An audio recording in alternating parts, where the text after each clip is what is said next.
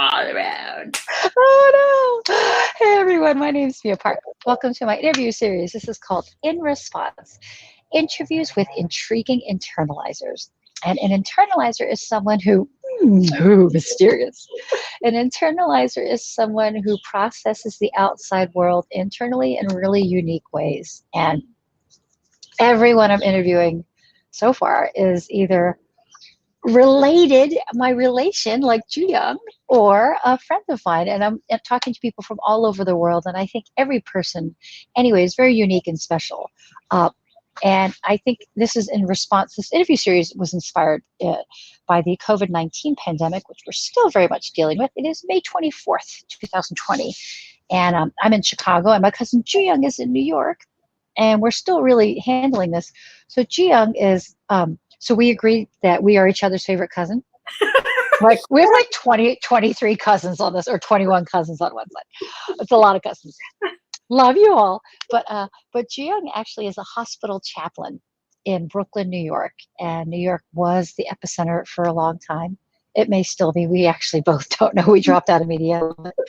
But as a hospital chaplain, I think Ju-Young has a really unique observation about the human impact of what's been happening. But Ju-Young, is there anything, so we know you're a hospital chaplain in New York, and is there anything else that you want people to know about you? Other than I'm your favorite cousin, no, I think that's pretty much it for now. Yeah, we can discuss and see what comes up. Okay, cool. Okay. So I'm going to ask you exactly about your hospital, because in this format, I like to ask what's going on in the outside world in response to the pandemic and just how human beings are now. And also, then I like to follow up with asking what's going on inside of you. So can you tell us a little bit about the hospital scene where you're a chaplain? Sure. Yes, the epicenter. It has been rather crazy in our hospital. When the pandemic hit New York City, it hit us pretty hard in Brooklyn and very rapidly. So the incline of the pandemic escalated very quickly, and our hospital essentially went from 0 COVID patients to almost completely all COVID patients at one point at the height of the pandemic in New York. A lot of our regular units and other of our specialty units became critical care units. And we saw more death than I have seen in such a short period of time. I mentioned to you, Mia, that I don't know what it is, the total is now in Korea, but I know I was looking that in 1 month, the number of deaths that we had in our hospital exceeded the number of deaths in all of South Korea for the entirety of the pandemic. So in our one little hospital, we were seeing more death than an entire country. So it Girl, was that is like intense. there. That is like, what? Yeah, it was a what. What? Yeah, and I think it really did have our heads spinning because we knew something was coming and we could see it happening. I mean, it did happen in Korea first. So we knew that there was something very serious, something very contagious coming. And we were trying to prepare, but we could have never prepared for what came. Yeah, and when you say we couldn't prepare, I imagine you mean like as a hospital chaplain and then the medical team on your hospital and just like Right. Brooklyn, New York, Right. America, like none of us, right? Yeah. I mean, there was so much that was unknown about the coronavirus and how contagious it was. I mean, things kept changing. No mask. There's not enough PPE. I mean, things constantly were changing, and it was hard to just keep up with all that was being thrown at us during this pandemic. So you mentioned earlier that you normally visit the patients in the rooms, right, when they need spiritual support. Right. And that's not happening now, right? Not in the way that we are used to. Hospital chaplains in general, we're the type of people that run towards pain and suffering. And we couldn't do that in the same way. We couldn't physically be present with people in the midst of their suffering. And it was for a couple different reasons. Of course, the big thing was PPE initially because it was in such short supply, but it was also because of the chance of not just infecting ourselves, but infecting anyone else we would come in contact with when we left the room, if we went to another patient's room or our colleagues or home. So they were being very careful about who they were allowing into the rooms. So our care for patients, our spiritual care for patients had to take place, and still is taking place, on FaceTime and by phone. Wow. We have iPads on poles that we have the nurse bring into the rooms when we want to be with somebody. I just realized if some of the COVID-19 patients are intubated, you can't talk with them anyway. Right? Right, that's true. If they're not alert, right. And a lot of times it's bringing in the iPad so that the family members can see their loved ones and say their final goodbyes to their loved ones. So even though the patient themselves may not be able to respond, we believe that they can still hear and they can still internally respond to hearing from their loved ones. So we do set that up for them. So I imagine that a lot of your spiritual support is for the loved ones, right? If they need it.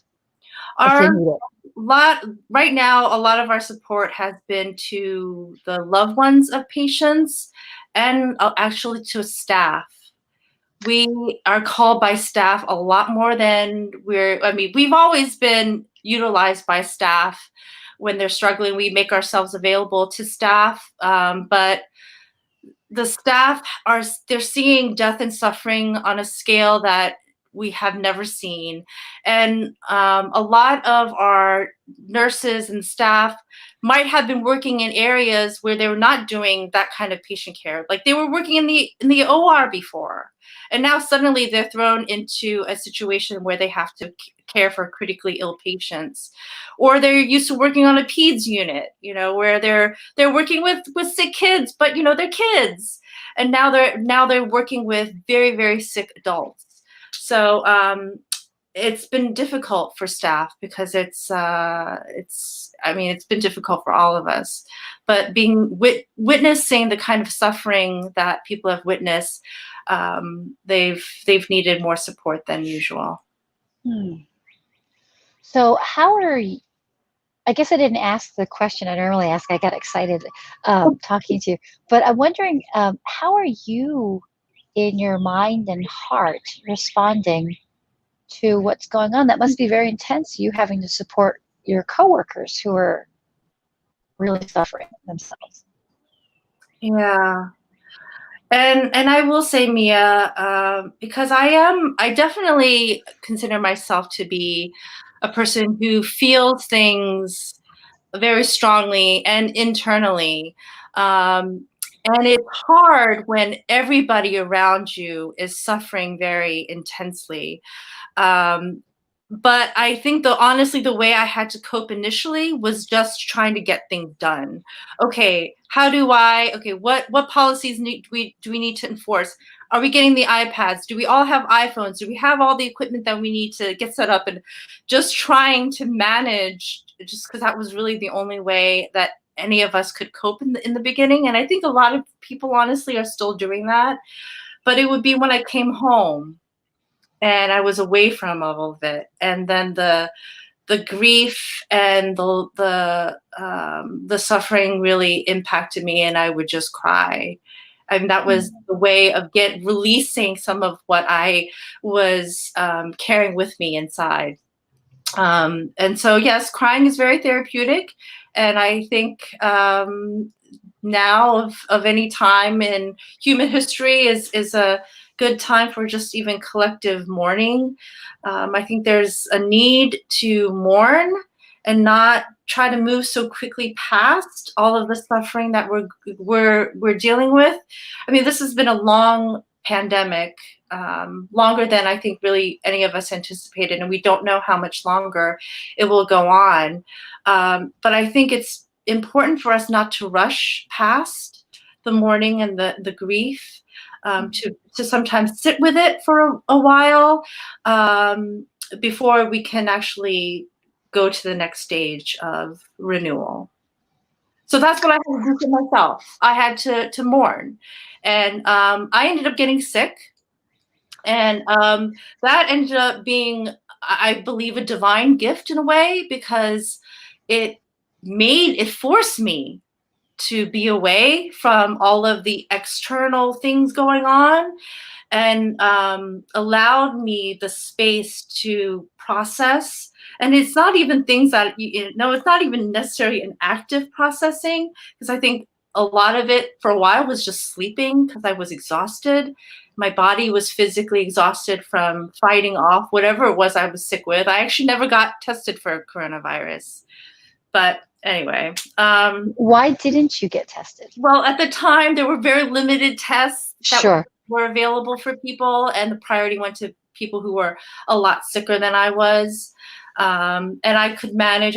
My symptoms were mild in comparison to obviously a lot of other people. So the gift of being sick in a strange way was for myself a time to mourn and a time to renew.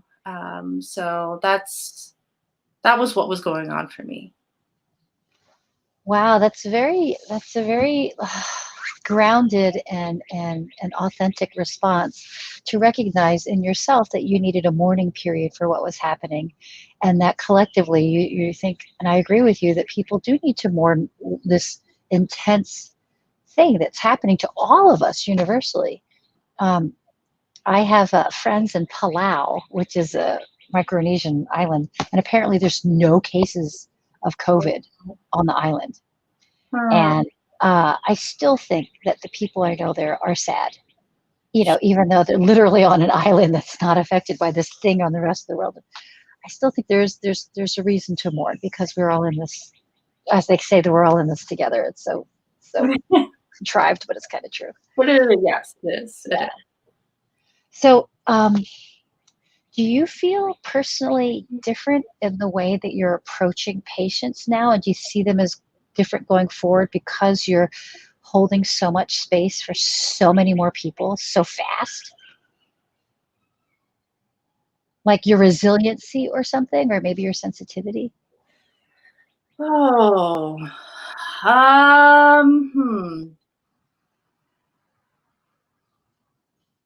I guess that remains to be seen. I think I'm still in this process, as we all are. I think this pandemic has solidified a lot of what I've already held, in regards to our human suffering, and a desire to be present with people. And I suppose that is one thing. I'm still not allowed into COVID rooms yet. And of course, I still feel a pull, because that's what chaplains do. We run towards death and dying and suffering, and we can't. And I guess that has been a bit of a shift, because I'm realizing that while I can't be with the person physically, I have to believe that that God or the divine or the higher power, or I know we all have different language for that, is present with them. And I do strongly believe that there is still a divine presence in the room. So even though I'm not physically there, and because I've always considered myself to just be a vessel for the sacred, entering into those spaces, and now I can't. But it has made me more. I guess I've had to have a greater belief that the divine is still there in the midst, even when I'm not. That's lovely. To answer your question, I don't even know. No, you did. I think that what I'm getting from how you just responded is that it's almost like it double downs on your faith that even if you're not physically there as a vessel to hold space for the sacred, that your intention, if I can say that, or your ability to hold space for that is still there, even though physically it's removed. I think that like I'm hopeful, so I think that there are some pretty interesting and hopefully long-term positive things that are coming out of this. Are you hopeful? How are you feeling long-term about this?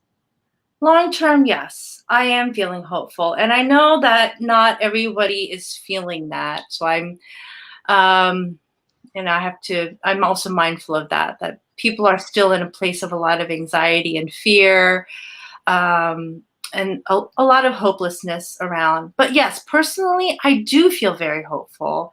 Um, I think this pandemic presents such a opportunity for us as the global human race to action in a different way. Like it is exposing so much that is going on in the world that maybe we weren't aware of before. It has exposed a lot of the disparities in our healthcare system. It's shown us how vulnerable we are, just our economy, and how much we need each other. Mm. We really need to, our neighbor who maybe doesn't have a job anymore and who has 3 kids and they're trying to homeschool and worrying about the food on their table. I don't know. I just feel like there's such a great opportunity for more growth and more healing because of this awful pandemic. And I know that I'm being very sensitive to that because I think some people will feel like we're trying to make it like there's a purpose for this, and I'm careful about using the language that there's a reason and a purpose for everything, because we're not always going to know what the reasons and purposes are. And people, I think human nature, we try to find answers. We want to know, we always want to know, and have certainty about things. So I'm also very much a person who holds uncertainty. I mean, I think that's part of faith. Faith is not this all-knowing thing. It's not this like certainty, but it's also being able to hold uncertainty and mystery at the same time. So I'm rambling. No, it's good. Keep going. Oh my God, I love it. It's so good. It's so good. But I do feel hopeful. I feel hopeful even in this time of uncertainty.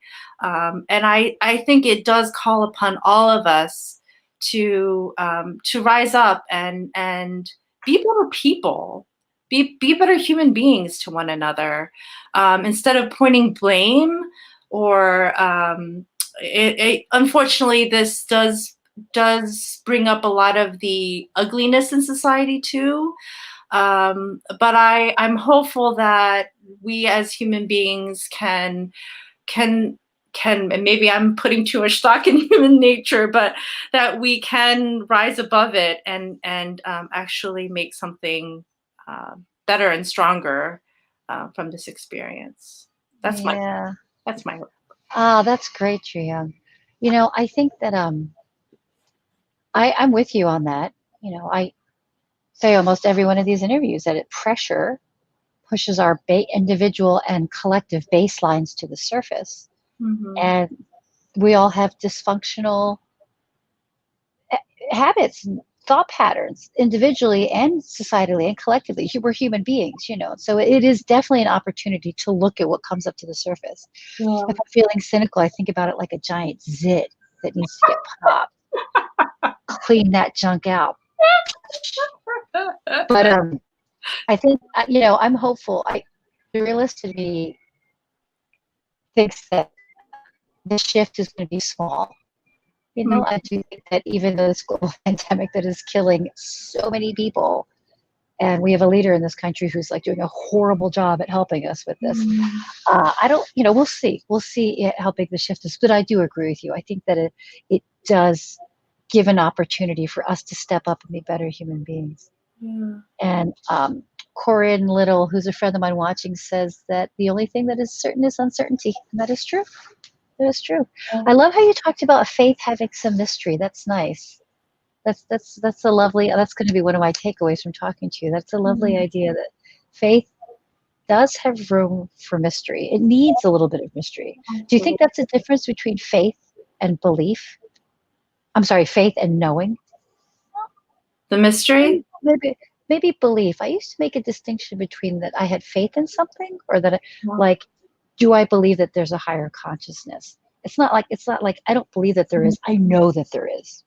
True. Do you think that mystery is the difference between like knowing something and believe in something? I don't know if I've made that distinction with faith and belief. Because I think, maybe that's the thing about faith, is that it is a combination. It's not an either or, but it's a both and. It's a knowing and a belief in a higher power, in a loving God. But it's also the mystery of there's so much that our human minds can't grasp or fully understand. And we're probably just getting just a little taste of what true knowing is. We just have a little bit of knowing. And faith is taking that little knowing and being okay with the mystery too. That's great, cuz. That's awesome. So like Young and I have known each other for so long since you were born in Korea, right? But since you came to the States, and so I don't know if we've ever had a conversation like this before. So thank you for that. It's nice. We talk about that stuff. But girl, I don't know when I'm going to make it to New York again. But every time I'm in New York, I try to connect with you. Yeah. So we'll see. It is time to wrap up because your family could talk to you forever. One quick note: I saw a ticket round trip from Chicago to New York City for $16. What? But this was back in April when the poo-poo was hitting the fan. And I texted my sister who also lives in Brooklyn. And I was like, when do you think I should buy a ticket? She was like, a long time away from now. So I don't know what I'm going to do. I was like, $16. But anyway, whatever. Well, when I come to New York again, it'll be lovely to see you and hopefully be able to give you a big hug. That is the part that is hard for all of us, is the not being able to like hug and to connect with people in a physical way that we all need. Touch is important. It is. It is. But you're touching my heart in the interview, and that's good. So thank you so much, Juyong-shi. Yay, my cousin in I know Korean hearts. We're Korean. We're Korean hearts. So Juyong again is a hospital chaplain in Park Slope, in Brooklyn, in New York City. And thank you so much for being a first responder and for holding space for the victims of, survivors of, and the families of people who have had the COVID-19. Well, I consider it to be an honor to do so. I do. If I ever get it and I'm in the hospital, I would want you to be my hospital chaplain. Of course, anytime. Of course, cousin. All right, take care, everyone. Thanks for watching. You know what they say, like my Facebook page, subscribe to my YouTube channel, all that stuff. And we're going to keep going. And trivia question. If you noticed, the second interview, I think the second or third interview I did of this series was with Dae Hong, a pastor in Seoul, Korea. They might be related. Maybe. Yes. They might be siblings. Yes, he might be my little brother. Two pastors. Yeah. Two pastors of a family. Her Korean Christian parents are just like, we won the lottery. Yeah.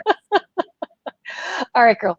Love you. Thanks so much. Love and you. Friends are saying hi and bye. Thanks, Nancy. Thanks, Corinne. Bye. Bye.